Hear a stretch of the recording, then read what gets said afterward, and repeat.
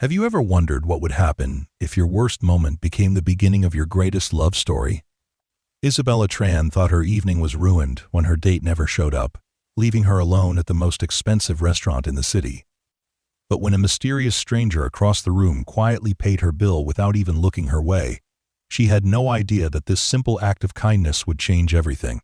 What happened next will leave you breathless. Before we carry on, please hit the subscribe button to make my day, and let me know where you are watching from in the comments.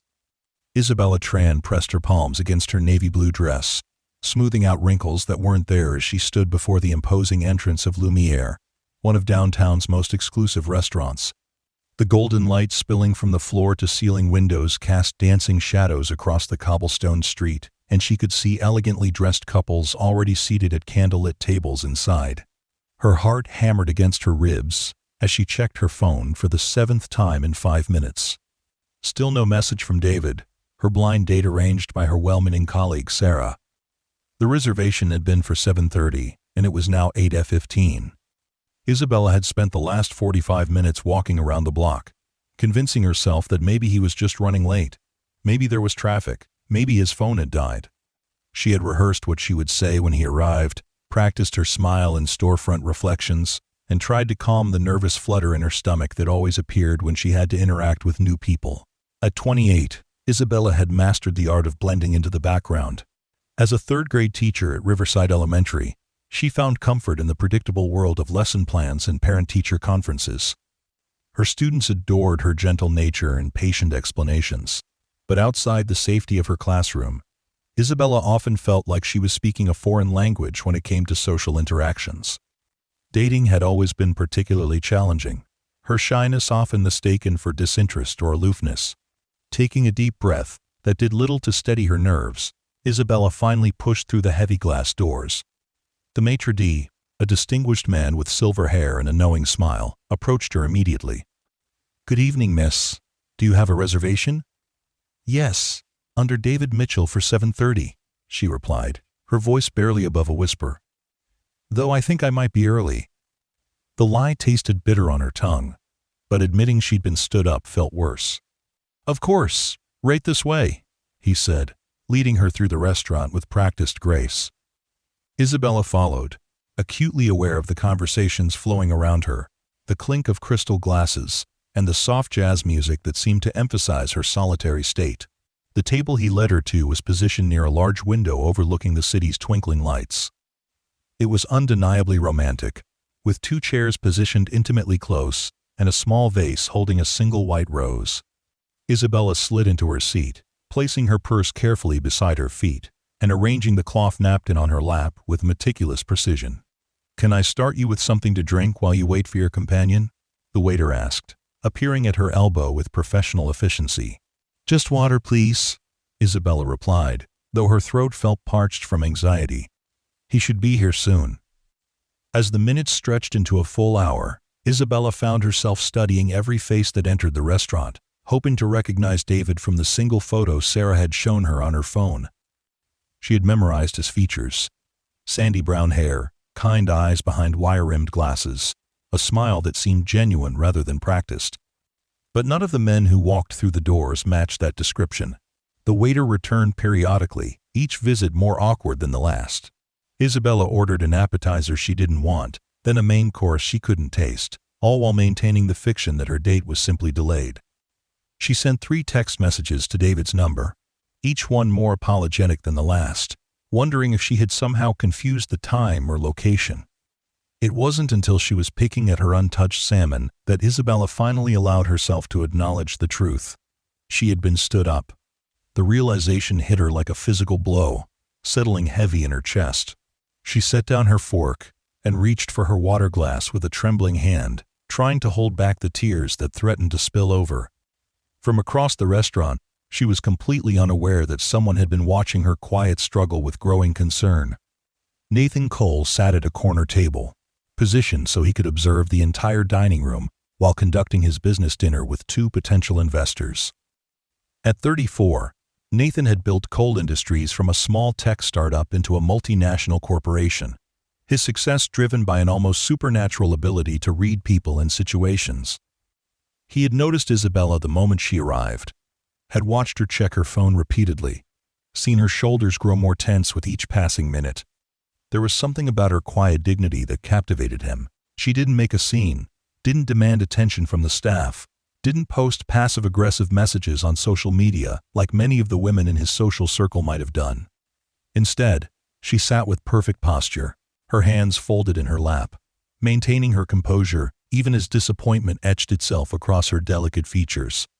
Nathan found himself distracted from his own conversation, stealing glances at the woman who seemed to shrink a little more into herself with each passing moment. He had ended relationships over far less than being stood up, his patience for inconsideration worn thin by years of dealing with people who valued his bank account more than his character. Yet here was this woman, treating her absent date with more grace than Nathan had ever seen anyone show him. Mr. Cole? One of his dinner companions, a venture capitalist from New York, was trying to recapture his attention. About the quarterly projections? I'm sorry, Nathan said, forcing himself to focus. Could you excuse me for just a moment? He rose from his chair with fluid grace, his 6'2" frame commanding attention even in the dimly lit restaurant. Nathan had learned long ago that presence was about more than physical stature.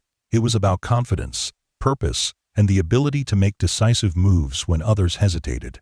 He approached Isabella's waiter with the same quiet authority he brought to boardroom negotiations. The young woman at table 12, he said, his voice low enough that their conversation remained private. I'd like to take care of her bill. The waiter, accustomed to unusual requests from the restaurant's wealthy clientele, simply nodded. Of course, sir. Should I mention who? No, Nathan interrupted gently. Just let her know it's been handled, nothing more. He returned to his own table, but found his attention continually drawn back to Isabella. She had finally put down her fork entirely and was reaching for her purse, clearly preparing to leave. Nathan watched as she dabbed at her eyes with her napkin, the gesture so small and heartbreaking that he felt an unexpected tightness in his chest.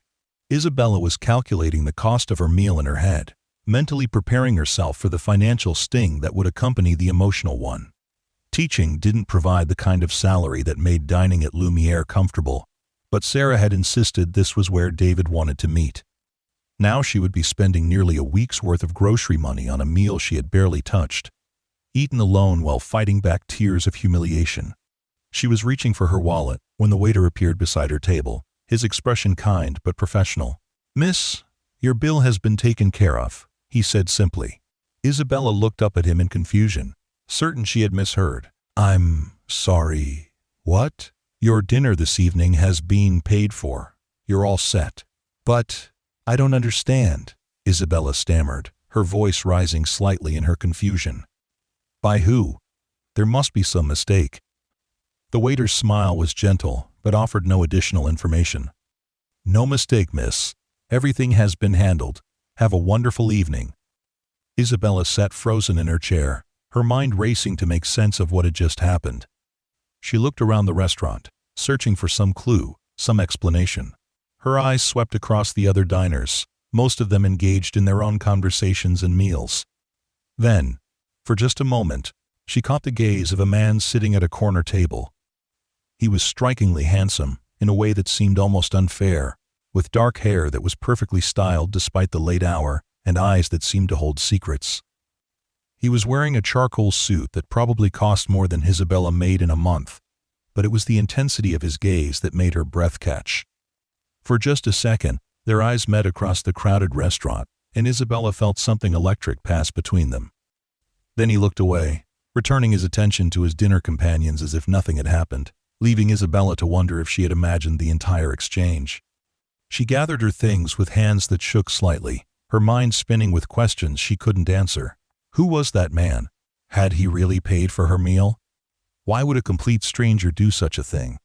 Isabella had always believed that kindness came with strings attached, that people, especially wealthy people, didn't help others without expecting something in return. As she made her way toward the exit, Isabella couldn't resist one last glance back at the corner table. The man was leaning forward, apparently absorbed in his business discussion, but she could have sworn she saw the ghost of a smile playing at the corners of his mouth. The cool night air hit her face as she stepped onto the sidewalk, and Isabella took her first deep breath in hours. The evening that had started with such promise had become a disaster, yet somehow she didn't feel as devastated as she had expected. The stranger's kindness had transformed her humiliation into something else entirely, a mystery that she couldn't stop thinking about as she walked to her car.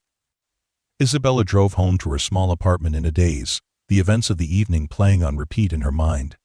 She lived in a converted Victorian house that had been divided into 4 units, her one-bedroom space on the second floor filled with the comfortable clutter of someone who spent her evenings grading papers and planning lessons rather than socializing. Her cat, Mr. Whiskers, greeted her at the door with his usual mixture of indifference and mild interest in whether she had brought him any treats. She changed into her favorite pajamas, a soft cotton set with tiny flowers that she had owned since college, and settled onto her couch with a cup of chamomile tea. Isabella pulled out her phone and stared at David's contact information, debating whether to send one final message. In the end, she decided that his silence spoke loudly enough. She deleted his number and tried to put the failed date out of her mind. But she couldn't stop thinking about the mysterious stranger who had paid her bill. Isabella had always been the type of person who analyzed every social interaction, turning conversations over in her mind until she had examined them from every possible angle. This encounter, brief as it was, had left her with more questions than answers. The next morning dawned bright and clear, and Isabella threw herself into her weekend routine with determined normalcy. She went for her usual run through the neighborhood park, stopped at the local coffee shop where the barista knew her order by heart, and spent the afternoon at the grocery store, carefully checking items off her list and comparing prices like the practical person she had always been. It was nearly 4 o'clock when she returned to her apartment building, arms full of reusable shopping bags and her mind focused on the stack of essays she needed to grade before Monday morning. She was fumbling for her keys when Mrs. Patterson, the elderly woman who lived in the apartment below hers, appeared in the hallway. "Oh, Isabella, dear," Mrs. Patterson called out, her voice carrying the slight tremor that came with her 82 years. "There was a delivery for you earlier, the most beautiful flowers I've ever seen. I had them put them just inside your door." Isabella's heart skipped a beat. "Flowers? Are you sure they were for me?" "Oh yes, definitely for you. Isabella Tran, apartment 2B. The delivery man was quite specific." Isabella managed to get her door open, and immediately saw them. An enormous bouquet of white roses, at least 2 dozen, arranged in a crystal vase that probably cost more than her monthly car payment. The flowers were perfect, each bloom opened to exactly the right degree, and they filled her small living room with their delicate fragrance. With trembling fingers, Isabella searched among the stems until she found a small white envelope. Inside was a single sheet of heavy cardstock, the kind of expensive paper that whispered of wealth and taste even before she read the message written in elegant handwriting. "Dear Isabella," the note began, and she felt her knees go weak at seeing her name written in that confident script. "I hope you don't mind the presumption, but I couldn't let last evening pass without expressing how impressed I was by your grace under disappointing circumstances. Most people would have made a scene or left immediately, but you handled an unfortunate situation with remarkable dignity. Your kindness to the restaurant staff, despite your own distress, spoke volumes about your character. I hope you'll allow me the opportunity to show you what it's like to be treated with the respect and consideration you deserve. If you're willing, please meet me at the Central Park Conservatory Garden tomorrow at 2 o'clock. I'll be waiting by the fountain. If you decide not to come, I'll understand completely, but I hope you'll give me the chance to properly introduce myself. Respectfully, N." Isabella read the note 3 times, each reading revealing new layers of meaning. He had been watching her closely enough to notice how she had treated the staff. He had somehow discovered not only her name, but also her address. Most unsettling of all, he seemed to understand something about her character that even she sometimes forgot. The strength that allowed her to maintain composure even when her world felt like it was falling apart. She spent the rest of Saturday evening and most of Sunday morning debating what to do. Her rational mind, the part of her that had been shaped by years of disappointment and betrayal, warned her that this was probably some elaborate scheme. Rich men didn't pursue elementary school teachers without ulterior motives. He was probably married, or worse, the type of person who collected conquests like trophies. But there was another part of Isabella, a part she had thought was buried under years of caution and self-protection, that whispered something different. The note hadn't felt manipulative or calculated. It had felt genuine, written by someone who had seen something in her that she rarely saw in herself. Sunday afternoon found Isabella standing in front of her closet, staring at her limited wardrobe with growing panic. She had already changed clothes 3 times, unable to decide between appearing too eager or too casual. Finally, she settled on a simple blue sundress that brought out her eyes and a light cardigan in case the weather turned cool. The conservatory garden was one of Isabella's favorite places in the city, a formal garden tucked away in Central Park that most tourists never discovered. She had been coming here for years, finding peace among the carefully maintained flower beds and geometric hedge designs. It seemed fitting somehow that this mysterious stranger had chosen to meet her in a place that already held special meaning. She arrived 10 minutes early, her natural punctuality warring with her nervous energy. The garden was moderately busy for a Sunday afternoon, with families strolling through the pathways and couples posing for photos among the blooming flowers. Isabella made her way to the fountain at the center of the garden and tried to appear casual while scanning the faces of everyone who entered. At exactly 2 o'clock, she saw him. He was walking toward her with the same confident stride she remembered from the restaurant, but in the bright afternoon sunlight, she could see him more clearly. He was even more handsome than she had realized, with intelligent dark eyes and a smile that seemed to be reserved specifically for her. He was dressed more casually than he had been at dinner, in dark jeans and a white button-down shirt that somehow managed to look both relaxed and expensive. "Isabella," he said as he approached, and the way he said her name made it sound like music. "Thank you for coming. I wasn't sure you would." "I almost didn't," she admitted, then immediately regretted her honesty. She had always been a terrible liar, her emotions written clearly across her face for anyone who cared to look. His smile widened at her confession. "I'm glad you took the chance. I'm Nathan Cole, and I owe you an apology for my unconventional approach last night."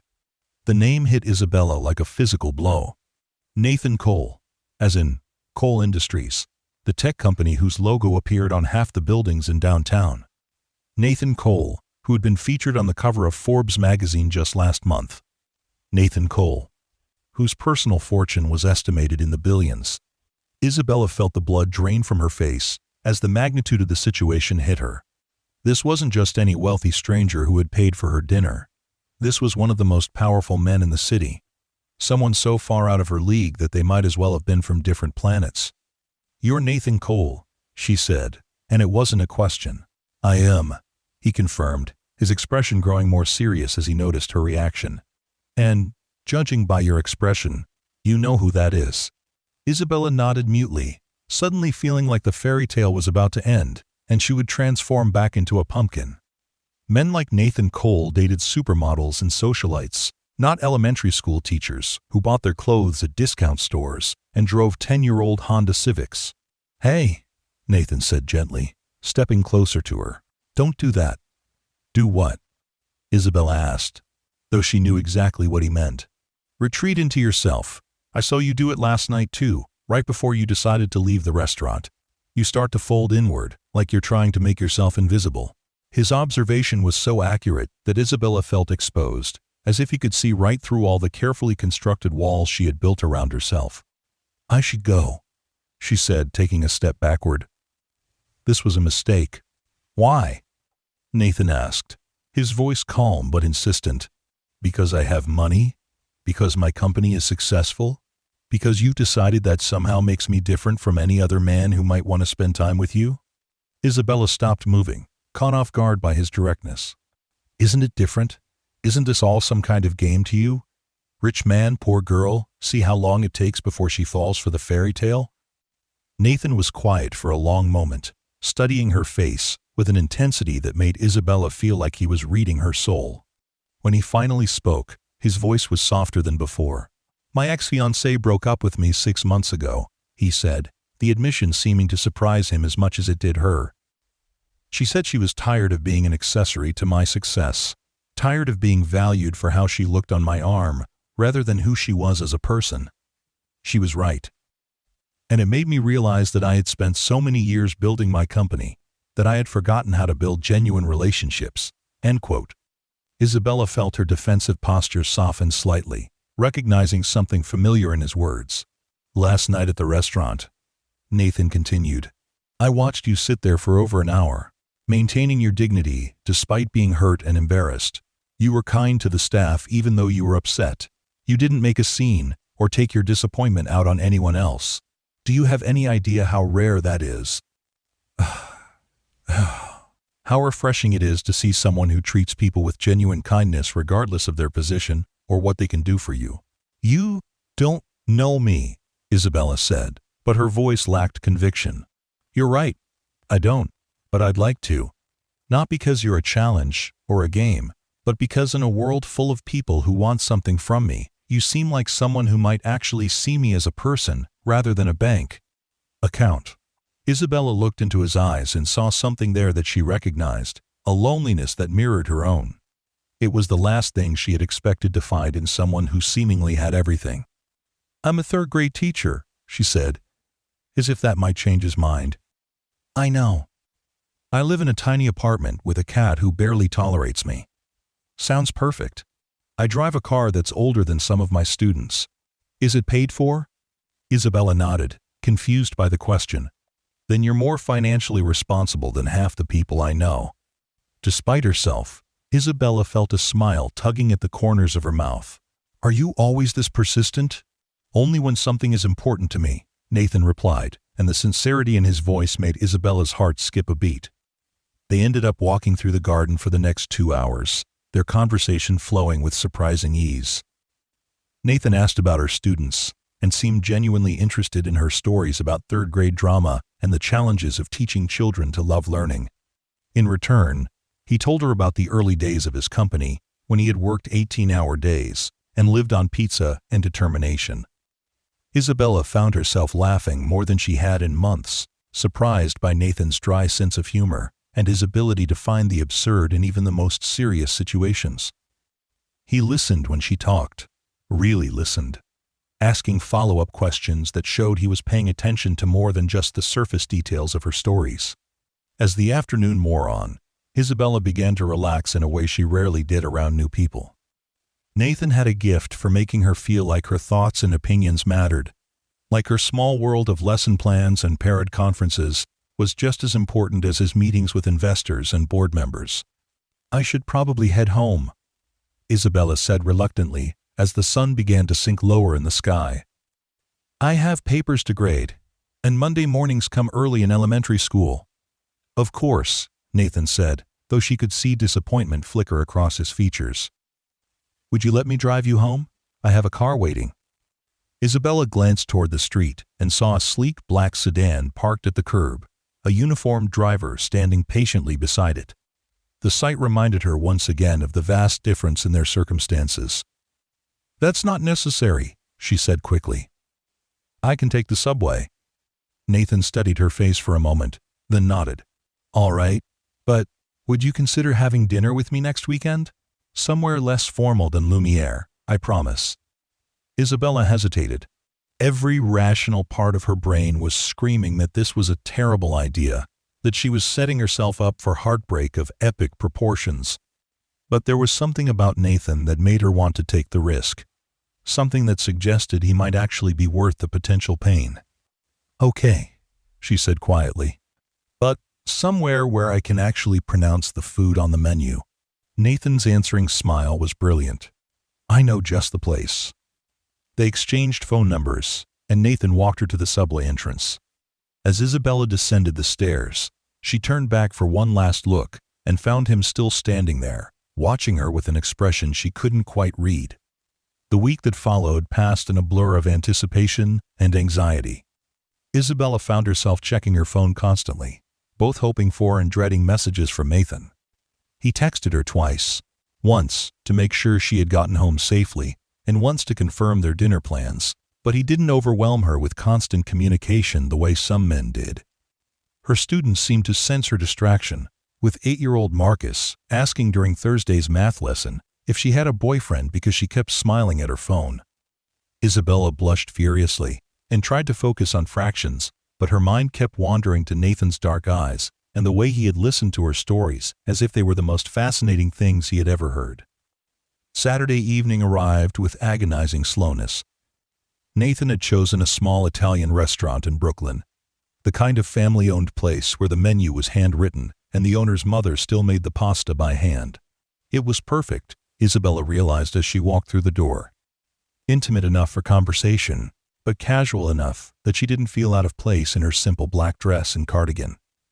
Nathan was already waiting at a table in the corner, and he stood when he saw her approach.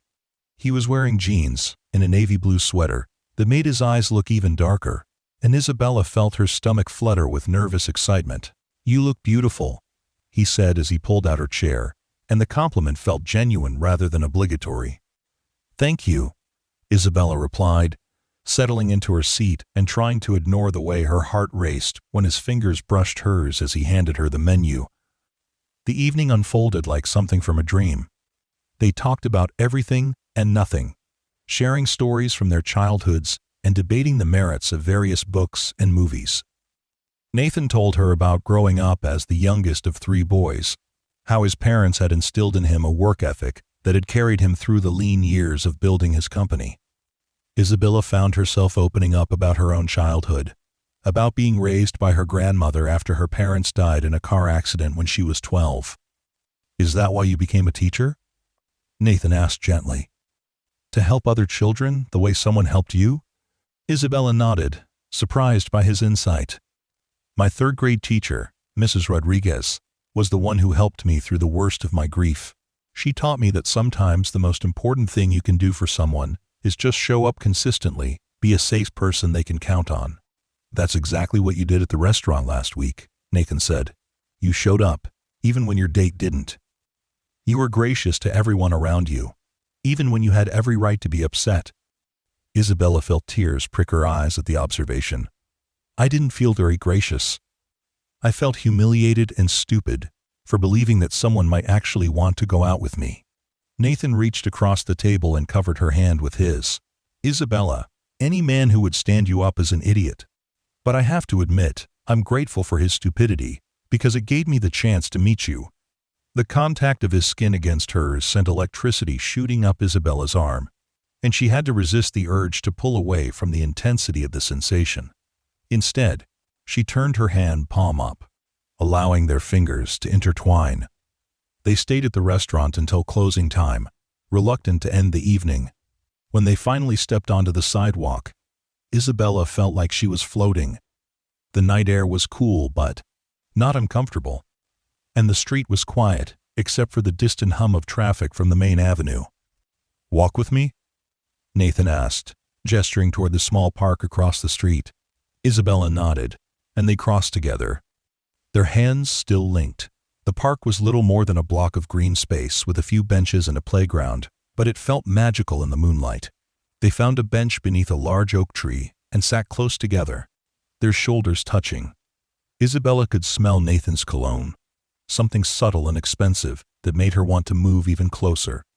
"I have a confession," Nathan said, his voice soft in the darkness. "What's that?" Isabella asked, turning to face him. "I had my assistant research you after I saw you at the restaurant. I know where you work, where you live, even where you went to college. I told myself it was for security reasons, but the truth is, I was fascinated by you and I wanted to know everything." Isabella felt a chill that had nothing to do with the evening air. "You had me investigated?" "I know how that sounds," Nathan said quickly. "And I know it was wrong. But Isabella, I meet hundreds of people every month, and most of them want something from me. Money, connections, opportunities. You're the first person in years who looked at me and saw something other than dollar signs. So, you violated my privacy to make sure I wasn't scamming you?" Isabella asked, her voice rising slightly. "No," Nathan said firmly. "I had you researched because I was falling for you before I even knew your name, and that scared me. I've been betrayed by people I trusted, people who pretended to care about me while they were really planning how to benefit from my success. I needed to know that you were real." Isabella stood up from the bench, pacing a few steps away from him, And what did your investigation tell you? That I'm exactly as boring as I appear? That I don't have any hidden agendas because my life is too pathetic to require one? Nathan stood too, moving toward her with careful steps. It told me that you've been teaching at the same school for 6 years, that your students adore you, and that you volunteer at the animal shelter every weekend. It told me that you've never been married, that you've had 2 serious relationships, both of which ended because the men couldn't handle dating someone more intelligent than they were. Isabella stopped pacing and stared at him. How could you possibly know that? Because I called both of them. The admission hung in the air between them like a physical presence. Isabella felt her mouth fall open in shock. You called my ex-boyfriends? She asked, her voice barely above a whisper. I told them I was considering you for a position with my company and wanted references, Nathan said, his expression sheepish. Both of them said essentially the same thing, that you were too good for them, too smart, too kind, too everything. They both admitted they had felt inadequate next to you. Isabella didn't know whether to laugh or cry. Nathan, that's insane. You can't just investigate people you want to date. You're right, he said simply.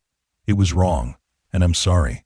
But Isabella, I'm 34 years old, and I'd never met anyone like you. I've dated actresses and models and socialites, women who were beautiful and charming and utterly forgettable. You've been in my head for a week straight.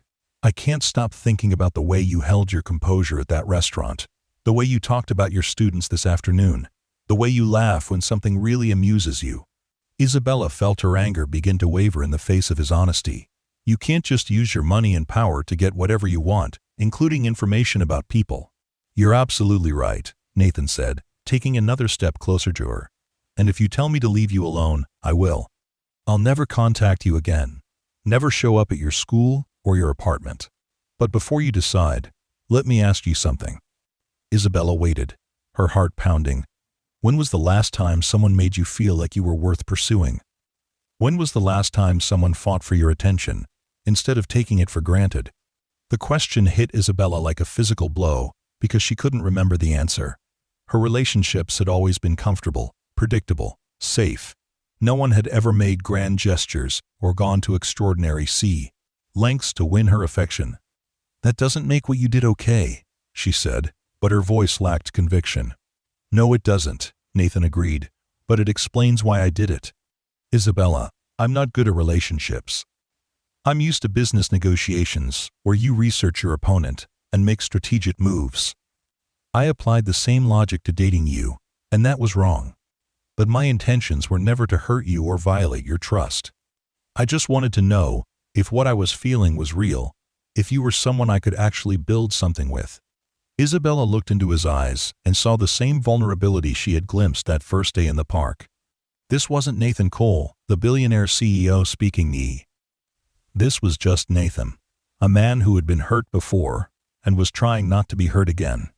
What you're feeling? She asked softly.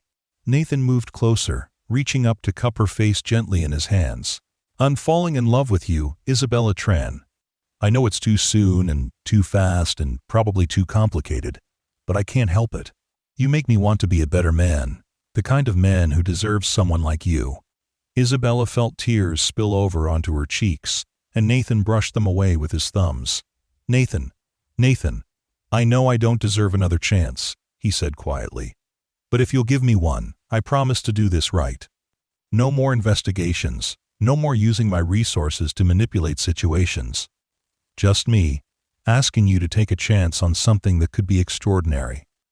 Isabella stood there in the moonlight, feeling like she was balanced on the edge of a cliff. She could step back, return to her safe, predictable life, and never have to worry about getting her heart broken by someone whose world was so different from hers. Or she could jump, trusting that Nathan would catch her, that what they had found together was worth the risk. Okay, she whispered. Okay? Nathan asked, hope flickering in his eyes. One more chance, Isabella said, standing on her tiptoes to close the distance between them.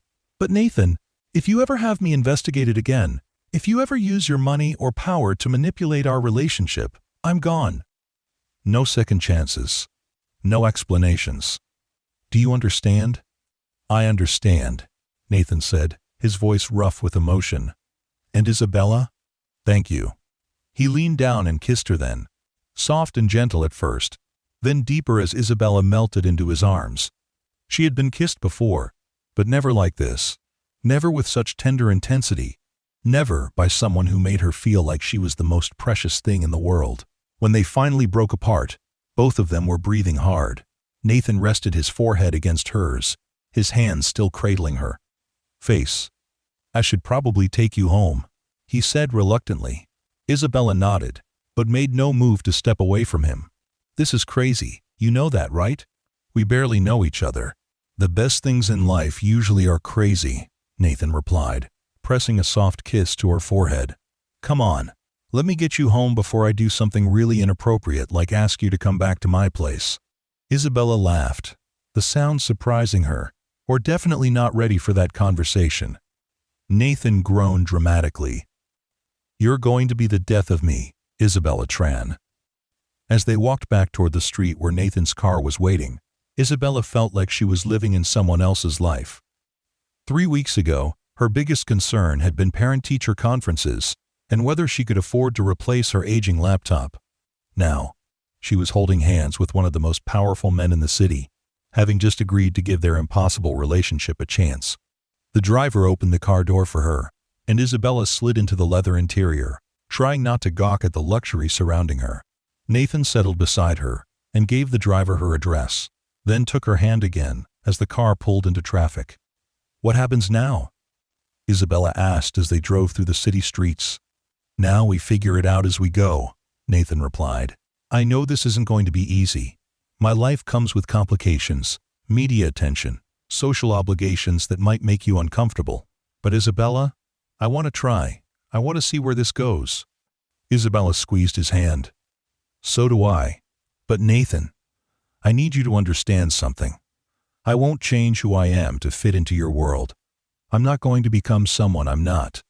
Just because you have money. I don't want you to change, Nathan said immediately. That's exactly what I'm trying to avoid.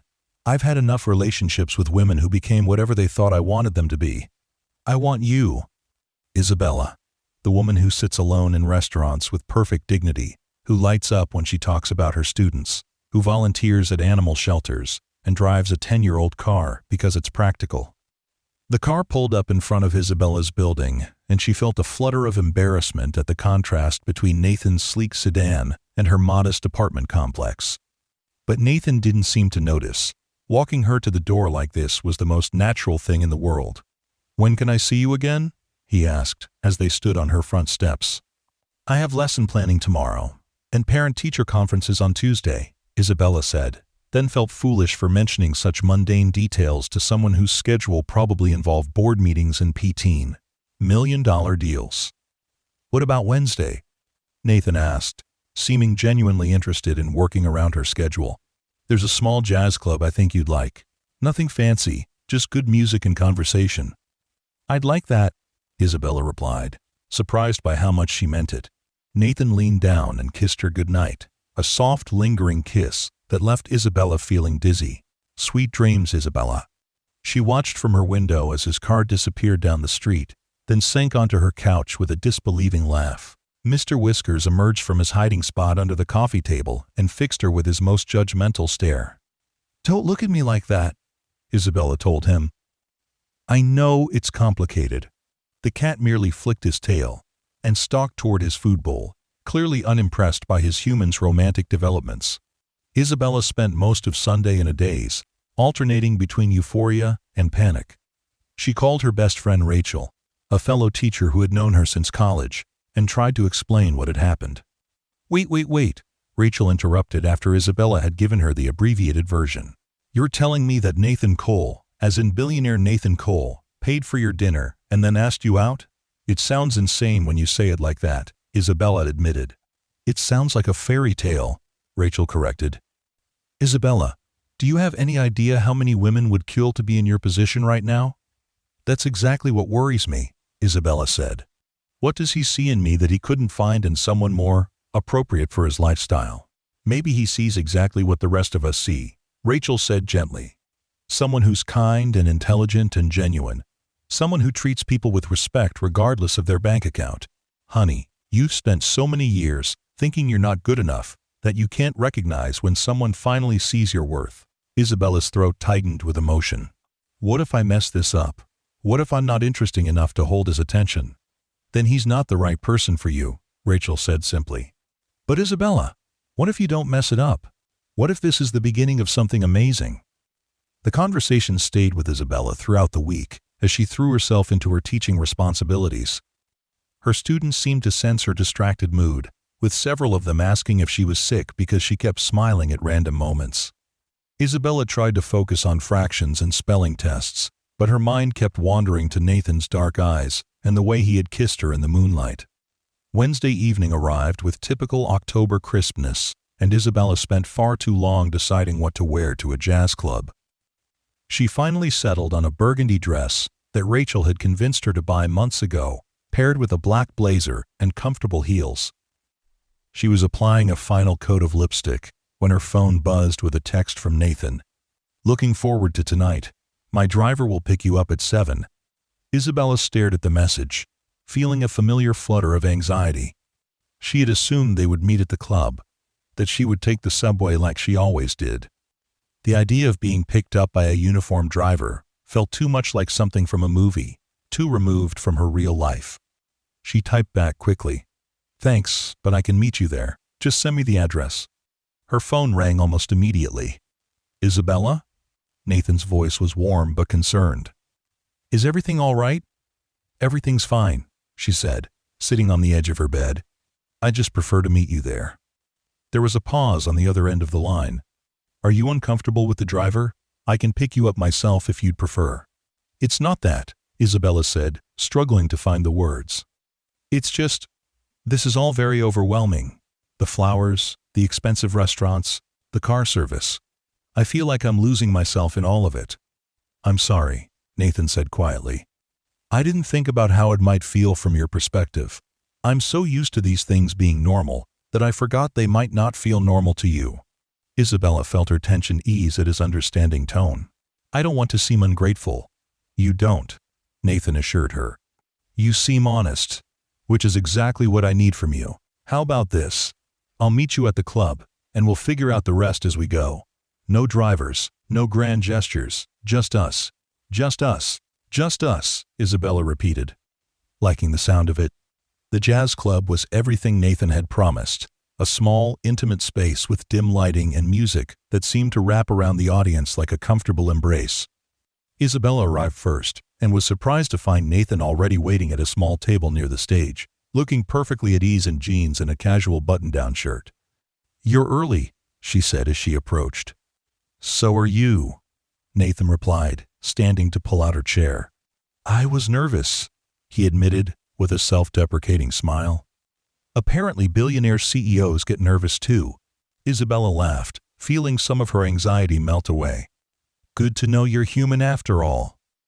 They ordered drinks and settled in to listen to the music, a talented quartet playing standards with enough skill to command attention but not so much volume that conversation was impossible. Isabella found herself relaxing as the evening progressed, lulled by the music and Nathan's easy company. Tell me about your students, Nathan said during a break between sets. You mentioned Marcus the other day, the one who asked if you had a boyfriend. Isabella smiled, thinking of her precocious third graders. Marcus is 8, going on 30. He's always asking questions that are way too mature for his age. Last week he wanted to know why adults make things so complicated when kids can solve most problems by talking about them. Smart kid, Nathan said. Maybe I should hire him as a consultant. He'd probably do a better job than most adults, Isabella agreed. Children have this amazing ability to see right to the heart of things without getting distracted by all the complications we pile on top. Nathan was quiet for a moment, studying her face in the dim light. Is that what we're doing? Making things too complicated? Isabella considered the question seriously. Maybe. Or maybe the complications are real, and we're just trying to figure out how to navigate them. Such as? Isabella took a sip of her wine, gathering her courage. Such as the fact that you're one of the most wealthy and powerful men in the city, and I'm a schoolteacher who clips coupons and shops at thrift stores. such as the fact that your ex-girlfriends probably look like supermodels, while I'm about as ordinary as they come. Such as the fact that I have no idea how to be part of your world without losing myself completely. Nathan reached across the table and took her hand. Isabella, look at me. She met his eyes, seeing something intense and earnest in his expression. I don't want you to be part of my world, he said quietly. I want to be part of yours. Do you know what I did today? Isabella shook her head. I spent 3 hours in back-to-back meetings about quarterly projections and market forecasts, listening to people talk about numbers and strategies and growth potential. Then, I spent another 2 hours at a charity gala planning committee, where socialites argued about flower arrangements and menu selections while pretending to care about the cause. By the time I got home, I felt empty, like I had spent the entire day talking without saying anything meaningful. Nathan's thumb traced circles on the back of Isabella's hand as he continued. Then I thought about you, probably sitting at your kitchen table grading papers and planning lessons that will actually make a difference in Trawl. Children's lives. I thought about how you light up when you talk about your students, how passionate you are about teaching them not just facts, but how to think and question and grow.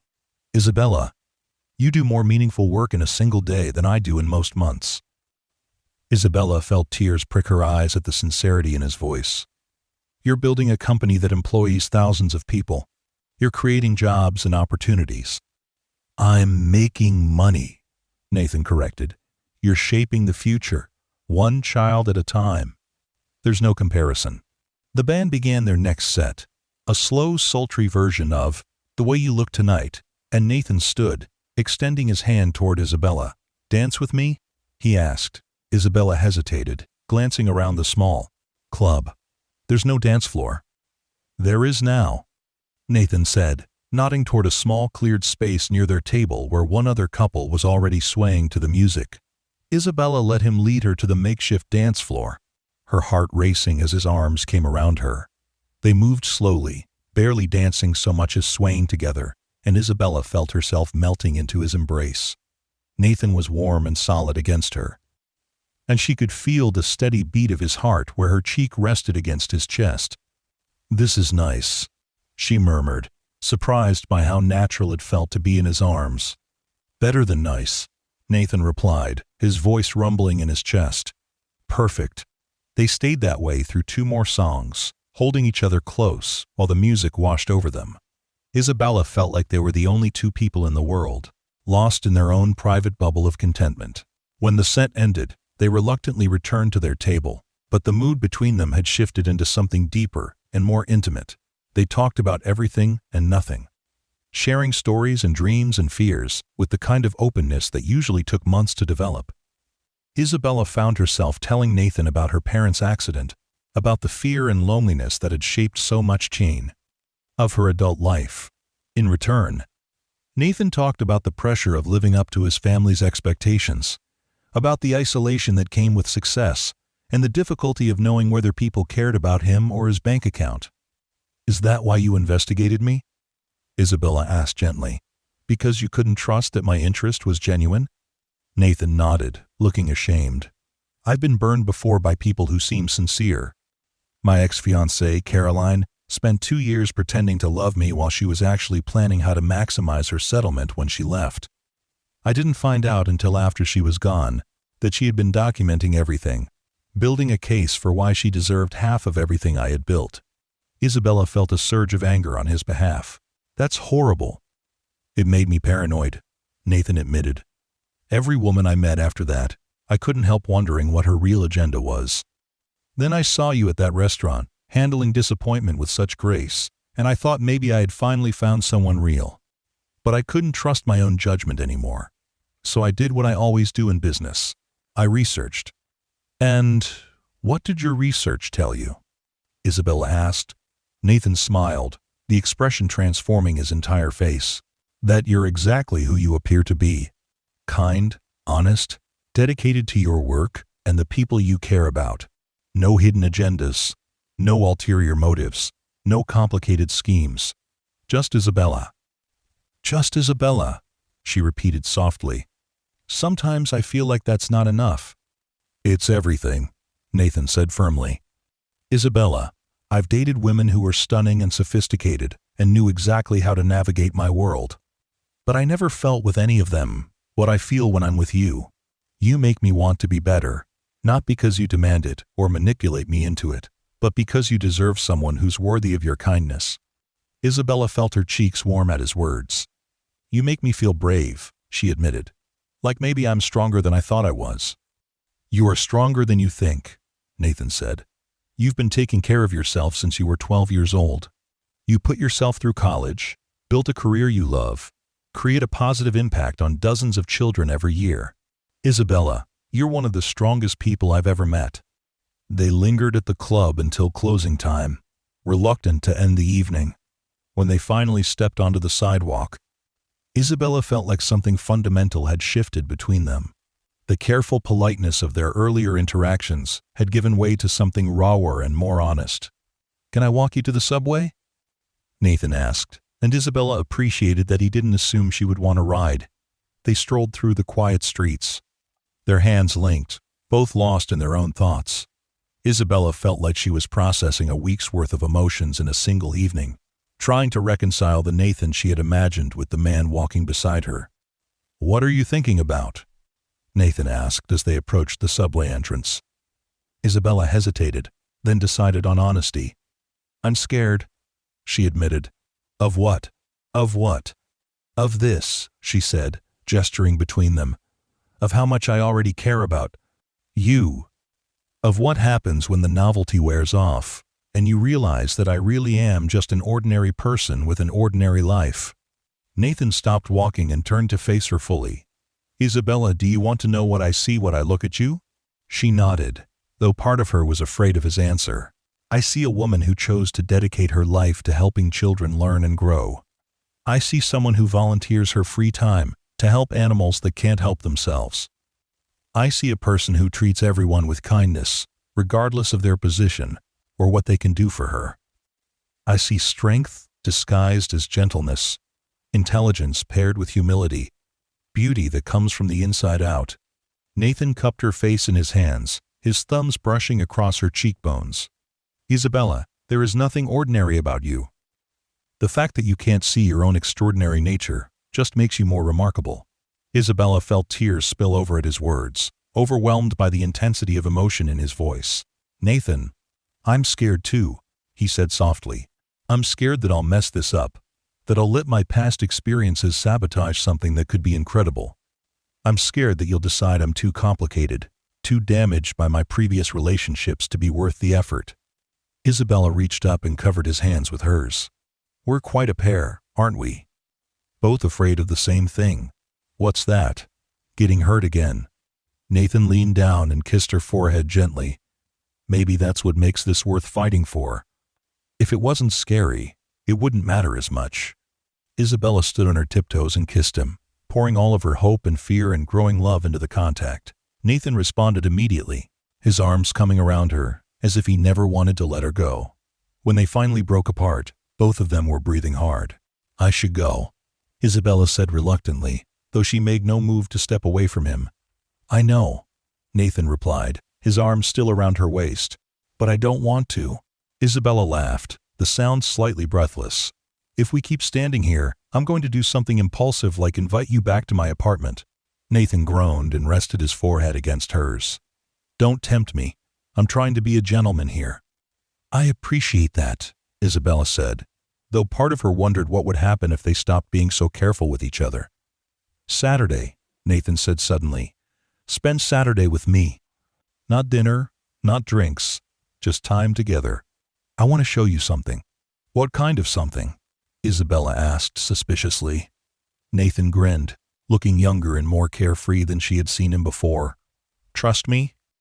Isabella looked into his eyes and saw mischief mixed with affection, and despite all her fears and reservations, she found herself nodding. I trust you. Good, Nathan said, pressing one more quick kiss to her lips. I'll pick you up at 10. Wear something comfortable, and bring a jacket. Isabella watched him disappear into the night, then made her way down into the subway with a smile playing at her lips. Whatever Nathan had planned, she had the feeling it was going to change everything between them. Saturday morning dawned bright and clear.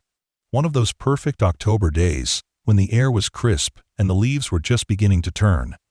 Isabella had spent the previous evening trying to guess what Nathan might have planned, but she had given up and decided to simply enjoy the surprise.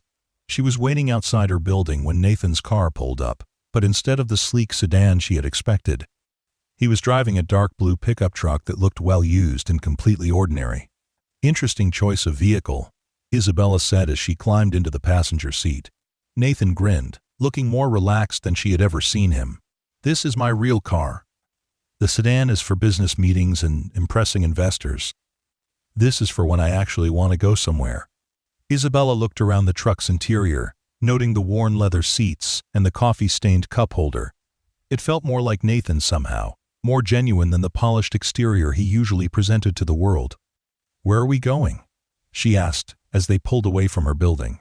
"You'll see," Nathan replied mysteriously. "But first, I need to make a confession." Isabella felt her stomach tighten with anxiety.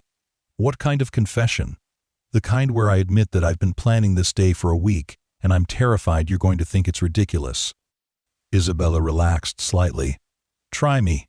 Nathan was quiet for a moment, his hands gripping the steering wheel a little too tightly. "When I was a kid, before my family had money, before the company became successful, my dad used to take me and my brothers to Billionaire, this place outside the city. We'd spend entire Saturdays there, just the four of us. And those are some of the best memories I have from my childhood." Isabella waited, sensing there was more to the story. "I haven't been back in years," Nathan continued. "Business got too demanding, social obligations took over my weekends, and I convinced myself that I had outgrown simple pleasures. But talking to you this week, hearing you describe your students and your weekend volunteer work, it made me remember what it felt like to enjoy something just for the sake of enjoying it." Nathan turned onto a highway that led out of the city, and Isabella watched the urban landscape give way to rolling hills and open spaces. "I want to share that with you," Nathan said quietly. "The part of me that existed before the money, and the pressure, and the constant need to prove myself. I want you to meet the person I used to be, before I forgot how to be him." Isabella felt her heart melt at the vulnerability in his voice.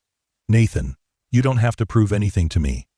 "I know," he said, glancing at her with a soft smile. "That's exactly why I want to do this." They drove for another 45 minutes, their conversation flowing easily as the city disappeared behind them.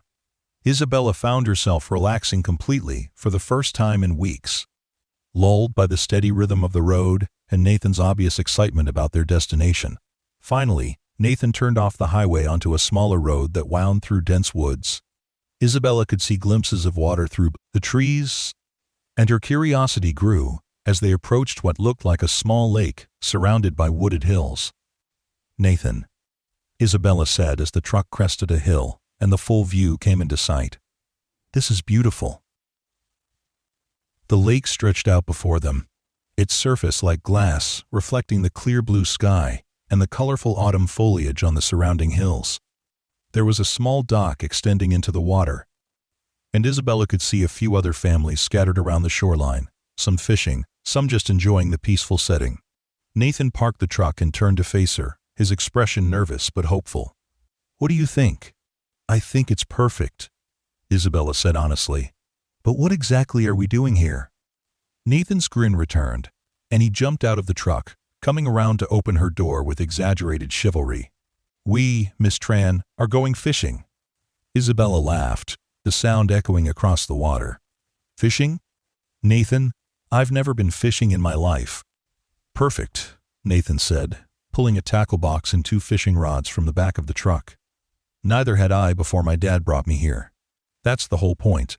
They made their way down to the dock, Nathan carrying the fishing equipment, while Isabella tried to process this latest revelation about the man who continued to surprise her. The idea of billionaire Nathan Cole sitting on a dock with a fishing rod seemed almost surreal. But watching him set up their equipment with practiced ease, she could see glimpses of the boy he must have been. "Okay," Nathan said, settling beside her on the dock with their feet dangling in the water. "First lesson: patience. Fishing is about learning to be still, to wait for the right moment, instead of trying to force things to happen." Isabella accepted the rod he handed her, trying not to think too hard about the metaphor. Is this your way of teaching me life lessons through recreational activities? Maybe, Nathan admitted with a grin. Is it working? Isabella cast her line into the water, surprised by how natural the motion felt. Ask me in a few hours. They spent the morning in comfortable silence, occasionally talking, but mostly just enjoying each other's company and the peaceful setting. Isabella caught her first fish around noon, a small bass that Nathan helped her reel in with gentle guidance and enthusiastic encouragement. I can't believe I actually caught something. Isabella laughed as Nathan helped her release the fish back into the water. Beginner's luck, Nathan teased, but his eyes were warm with pride and affection. They ate lunch from a picnic basket Nathan had packed, simple sandwiches and fruit that tasted better than any gourmet meal Isabella had ever had. As the afternoon wore on, she found herself studying Nathan's profile as he focused on his fishing line, noting the way the sunlight brought out the gold flecks in his dark eyes and the genuine contentment on his face. You're different here, she said suddenly. Nathan looked at her curiously. Different how? Relaxed. Relaxed. Like you're not carrying the weight of the world on your shoulders. Nathan was quiet for a moment, considering her observation. I feel different here. Like I can just be Nathan, instead of Nathan Cole, CEO. Does that make sense? Perfect sense, Isabella said softly. I feel the same way. Like I can just be Isabella, instead of Isabella the shy teacher, who never does anything interesting. You are interesting, Nathan said immediately. You're the most interesting person I've ever met. Isabella felt her cheeks warm at the compliment. You're biased. Completely, Nathan agreed without shame. But that doesn't make it less true. As the sun began to sink lower in the sky, painting the lake in shades of gold and orange, Nathan packed up their fishing gear and led Isabella to a small clearing overlooking the water. One more thing, he said, spreading a blanket on the ground. The best part of any day here was always watching the sunset. They settled on the blanket together, Isabella tucked into Nathan's side with his arm around her shoulders. The setting was so romantic, it almost felt like a movie scene. But there was nothing artificial about the contentment Isabella felt in Nathan's arms. Thank you for today, she said quietly. For sharing this with me. Thank you for coming, Nathan replied, pressing a kiss to the top of her head. For giving us, a chance. Isabella tilted her head up to look at him, struck by the openness in his expression. This was Nathan at his most vulnerable, stripped of all the armor he usually wore in his business world, and Isabella felt her heart contract with how much she was coming to care for him. Nathan, she said softly. Yeah? I'm falling in love with you too. The words hung in the air between them. Honest and terrifying, and absolutely true. Nathan's arms tightened around her, and Isabella could feel the tension leave his body, as if her admission had released something he had been holding inside. Isabella, he said, his voice rough with emotion. She didn't let him finish, instead reaching up to pull his head down to hers, kissing him with all the passion and promise she had been holding back. Nathan responded immediately, his hands tangling in her hair as he deepened the kiss, and Isabella felt like every careful wall she had built around her heart was crumbling. When they finally broke apart, both of them were breathing hard, and Isabella could see her own wonder and fear reflected in Nathan's eyes. What happens now? She asked, the question barely a whisper.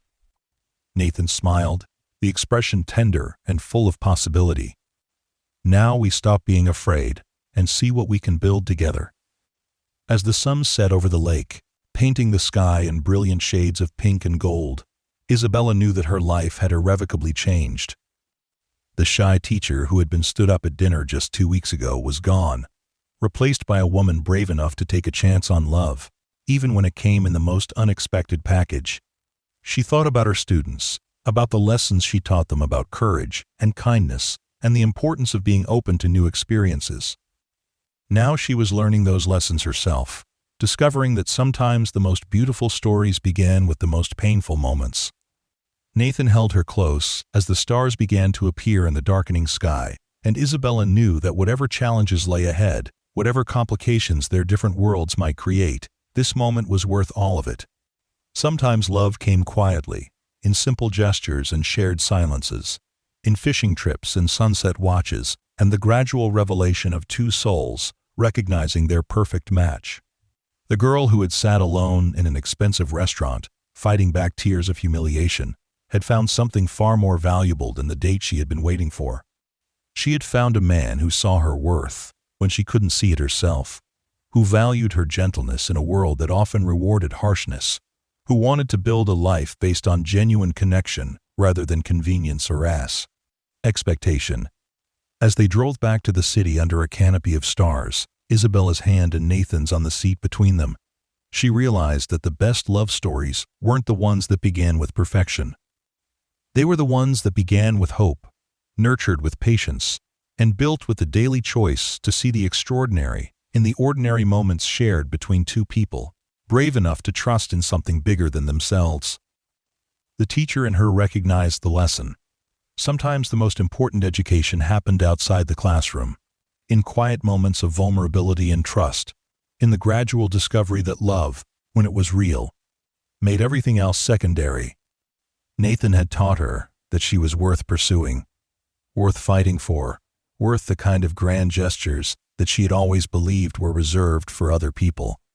In return, she had taught him that the most valuable things in life couldn't be bought or negotiated or strategically acquired. Love required surrender, demanded authenticity, and flourished only when two people were willing to be seen completely. Flaws and fears and hopes all laid bare.